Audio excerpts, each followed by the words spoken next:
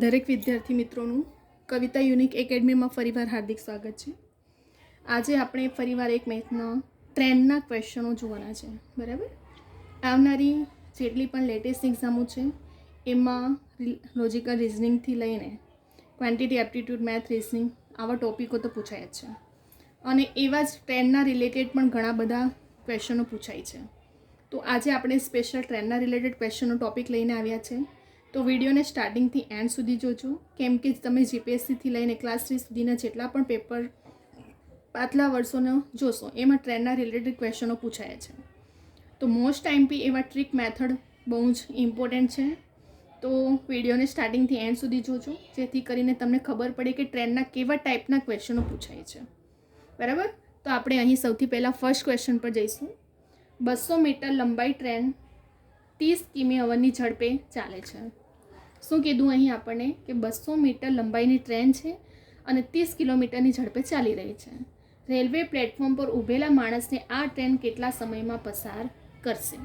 તમે લાસ્ટ ટાઈમના કેટલા પણ ક્વેશ્ચનો ગવર્મેન્ટ એક્ઝામના જોશો, આવા ટાઈપના ક્વેશ્ચનો પૂછાયા છે. બરાબર, તો સૌથી પહેલાં તો આપણું ઝડપ કેટલી છે? 30ની છે. એક્સ એટલે મીટર આપણા કેટલા છે ટ્રેનના? 200 મીટર છે. અને ટી એટલે સમય, જે આપણે શોધવાનું છે. તો સમય બરાબર ઝડપના છેદના અંતર ગુણ્યા 5/18. કેમ?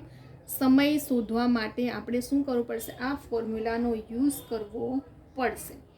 તો સમય આપણે શોધવાનું છે. એક્સ એટલે 200 મીટર છે અંતર, બરાબર. ઝડપ બરાબર અંતરના છેદમાં સમય, આ સૂત્ર છે. તો એક્સ બરાબર કેટલા આવ્યા આપણા પાસે? કેટલા છે? એક્સની કિંમત આપણી પાસે 200 મીટર છે. બરાબર, અહીં 4200 લખાઈ ગયું છે. બરાબર, અહીં કેટલા છે ટોટલ? 200 છે. બરાબર, તો હવે અહીં 200 મીટર ટોટલ છે અને 18 આપણે છેદનું અંશમાં લઈ લઈશું. બરાબર, અને ટોટલ 30 કિલોમીટરની ઝડપે અને ગુણ્યા 5.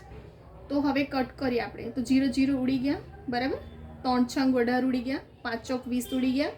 તો કેટલું રહ્યું? 6 ચોક 24. આવી ગયો આપણો આન્સર. બરાબર, ફરી એકવાર ધ્યાનથી જુઓ. આપણને લંબાઈ ટ્રેનની આપી છે કેટલી? 200 મીટર છે. 30 કિલોમીટરની ઝડપે ચાલે છે. તો રેલવે પ્લેટફોર્મને ઊભેલા માણસની ટ્રેન કેટલા સમયમાં પસાર કરશે? તો અહીં આપણને ઝડપ પણ આપી દીધી, લંબાઈ પણ આપી દીધી. શોધવાનું શું છે? સમય. તો ઝડપ બરાબર અંતરના છેદમાં સમય. સૂત્ર મૂકો ટ્રેનની ઝડપ શોધવા માટે, સમય માટે. એક્સના છેદમાં યુ, 5/18. કેમ કે સેકન્ડમાં આપણે ફેરવવાનું છે એટલા માટે. મિનિટમાં ફેરવવાનું કે તો 18 ઉપર આવી જશે અને 5 નીચે આવી જશે સૂત્રમાં. તો એક્સની વેલ્યુ કેટલી છે આપણી? 200 મીટર લંબાઈ છે ટ્રેનની, ગુણ્યા છેદનું છે તો અંશમાં આવી ગયું, અને યુ એટલે એનું ઝડપ 30 આવ્યા. તો હવે આપણા બરાબર 24 સેકન્ડ આન્સર જોઈએ આપણે ફરી એક વખત, ફટાફટ જોઈ લઈએ. 200 આપણા શેના છે? અંતરના, ટોટલ લંબાઈ ટ્રેનની. બરાબર, 18 છેદનું અંશમાં જતું રહ્યું, યુ એટલે એની ઝડપ, અને 5 આપણે જે લીધા આના. બરાબર, અહીં આપણે આટલું બધું લોંગ સ્ટેપ જવાની જરૂર નથી, ફટાફટ કટ કરી શકીએ છીએ. 0 0 ઉડી ગયા. બરાબર, 3 6 18 ઉડી ગયો, અને 5 ચોક 20 ઉડી ગયો. તો કેટલા રહ્યા? 6 ચોક 24. આવી ગયો આપણો આન્સર. હવે આપણે જઈશું સેકન્ડ ક્વેશ્ચન પર. બરાબર, 220 મીટર લંબાઈની ટ્રેન 132 કિલોમીટરની ઝડપે ચાલે છે. આ ટ્રેન 330 મીટરના લાંબા રેલવે પ્લેટફોર્મને કેટલા સમયમાં પસાર કરશે? આપણને 220 મીટર લંબાઈની ટ્રેન અને કેટલા કિલોમીટરની ઝડપે? 132. જો આ ટ્રેન 330 મીટરના લાંબા રેલવે પ્લેટફોર્મને કેટલા સમયમાં પસાર કરવાનું શોધવાનું છે. અહીં 2 લંબાઈ આપણને આપી છે, તો આપણે સૂત્ર કઈ રીતે મૂકશું? યુ એટલે એની ઝડપ, બરાબર, 132 છે. એક્સ એટલે 220 ધાર્યા, અને બીજા રેલવે પ્લેટફોર્મની એટલે એને વાય ધાર લેવાનું, એટલે 330. ટી એટલે જે સમય શોધવાનો છે એ. તો સૂત્ર મૂકો. સૂત્ર શું છે? ઝડપ બરાબર અંતરના છેદમાં સમય. તો ઝડપ બરાબર અંતર કેટલા મળ્યા? ટ્રેનનું 220 અને પ્લેટફોર્મનું 330. સૂત્રમાં કિંમત મૂકો 132ની ઝડપે, અને સેકન્ડમાં આપણે શોધવાનું સમય કીધું હોય એટલે 5/18 સૂત્રના મૂકવાના કમ્પલસરી છે. બરાબર, 220 + 330 કરો એટલે 550 આવ્યા. હવે 132 આ છેદમાં છે તો અંશમાં જતું રહ્યું એટલે 18 ઉપર આવી ગયા ને 5 નીચે. બરાબર. હવે કટ કરીએ તો આપણે 0 110 50 550 થયા તો 110 × 18 છેદમાં 132 બાકી રહ્યું. હવે 110 ને 18 આપણે ડાયરેક્ટલી પણ કાઉન્ટિંગ કરીને 6 × 18 ને 132 ને 2 વડે ભાગશો એટલે 22 આવી જશે. 110 ને 3 વડે રહ્યા 11 દુ 22 ને 11 ને 110 તો 30 છેદમાં 2 બાકી રહ્યું તો 15 દુ 30 આવી ગયો આપણો આન્સર અહીં. બરાબર. ફરી એકવાર ધ્યાનથી જુઓ. આપણું સૂત્ર બસ એક ફોર્મ્યુલા પર ચાલવાનું છે. ટ્રેનની ટોપિક આવે ત્યારે ઝડપ બરાબર અંતરના છેદમાં સમય. બરાબર. શું આવશે? ઝડપ બરાબર અંતરના છેદમાં સમય. આપણને ઝડપ પણ આપી છે, અંતર પણ આપ્યું છે. અહીં 2 અંતર આપ્યું હોય તો પછી x + y લઈ લેવાનું.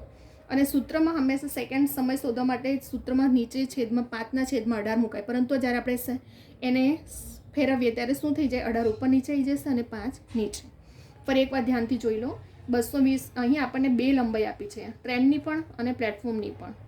132 કિમીની ઝડપે ચાલી રહ્યો છે. તો t બરાબર x + y એટલે 220 + 330 કરો 550 થયા છેદમાં 132. 18 છે તો અંશમાં જતું રહ્યું અને 5 નીચે. હવે કટ કરો 110 50 અને 132 18 132 અરે 18 6 તારી 18 ને 132 વડે જશો તો ટોટલ 30 છેદમાં 2 બાકી રહ્યું. આપણે ડાયરેક્ટલી આટલું બધું સ્ટેપ લોંગ જવાની જરૂર નથી. આપણે કટ કરતા આવડતું તો આપણે કરી શકીએ છીએ. બરાબર. તો 15 દુ 30 આપણો અહીં આન્સર આવી ગયો. થઈ ગયું. ક્વેશ્ચનમાં શું હતું? મેન તો તમારું ફોર્મ્યુલા ડિપેન્ડ હતો. ઝડપ બરાબર અંતરના છેદમાં સમય. કિંમત આપી હોય, આપણને લંબાઈ આપી હોય, ઝડપ આપી હોય તો ફક્ત સમય શોધવા માટે આ સૂત્રનો યુઝ કરવાનો છે.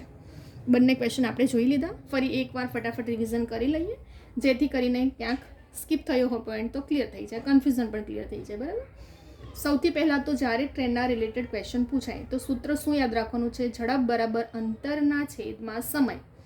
સમયને ફેરવવા માટે 5/18 મુકાય છે. ચલો, 200 મીટરની લંબાઈની ટ્રેન કીધું, ઝડપ પણ આપી દીધી.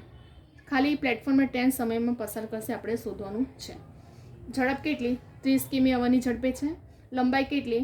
200 મીટર છે. ટી એટલે સમય આપણે શોધવાનું છે એ. સૂત્ર મૂકો x/u × 5/18. x એટલે લંબાઈ 200 અને આ 18 છેદમાં છે જે અંશમાં ફેરવાઈ ગયું. બરાબર. તો નીચે શું રહ્યું? 30 રહ્યું અને 5 શેના? સૂત્રના. 5 ચોક 20 50 ઉડી ગયા. 18 6 તારી 18 ને 10 તારી 30 એટલે 4 છંગ 24 આવી ગયો આપણો આન્સર અહીં. હવે જઈશું આપણે સેકન્ડ ક્વેશ્ચન પર. અહીં આપણને 2 લંબાઈ આપ્યું. શેનું? ટ્રેનનું પણ અને પ્લેટફોર્મનું પણ. 220 અને 330. કેટલા કિલોમીટરની ઝડપે? 132 કિલોમીટરની ઝડપે જાય છે. આપણે શોધવાનું શું છે? ટી સમય શોધવાનો છે. તો u બરાબર 132, x એટલે 220 અને y એટલે 330. કેમ કે 2 લંબાઈ આપી છે એટલા માટે. સૂત્ર મૂકો x + y. જ્યારે 1 આપ્યું તો x મૂકીને ગણ લેવાનું કેમ કે ઝડપ બરાબર અંતરના છેદમાં સમય છે. અહીં આપણને 2 આપ્યું છે અંતર. બરાબર. તો x + y ધારેલું છે આપણે. એ 220 + 330 132 છેદમાં 5/18 આવ્યા આપણે. હવે આપણે સાઈડ ચેન્જ કરીએ એટલે અંશનું છેદનું અંશમાં. તો ચલો 220 + 330 550 થયા. આ છેદનું અંશમાં આવી ગયું. 132 છેદમાં 5 110 50 550 થાય. 6 તારી 18 ને 132 વડે ભાગશું તો 30 છેદમાં 2 બાકી રહેશે એટલે 15 દુ 30 ઉડી ગયા.